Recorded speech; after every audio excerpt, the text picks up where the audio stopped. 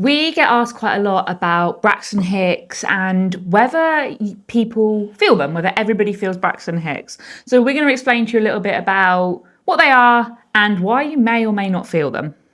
Yeah, sometimes people worry that if they don't feel Braxton Hicks, it somehow means that their labour won't start, that it's a sign of something in the future, that perhaps their uterus is not preparing for birth.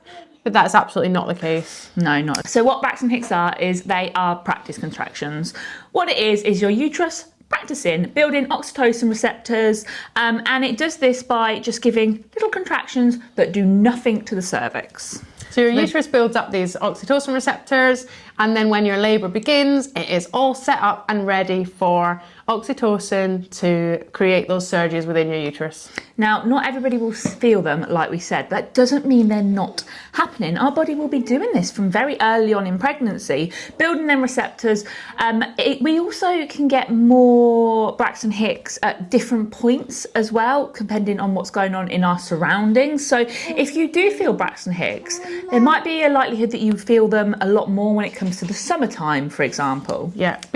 Being dehydrated is a really common reason for being aware of your Braxton Hicks.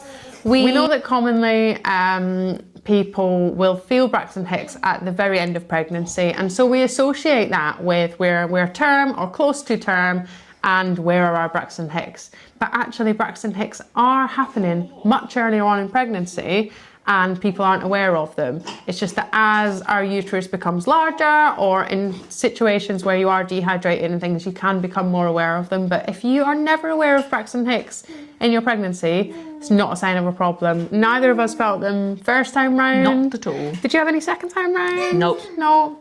Second time round for me, it was literally one time I was aware of them, and it was a really, really hot day. I was probably dehydrated. And then third time, I think for both of us, we were aware of them.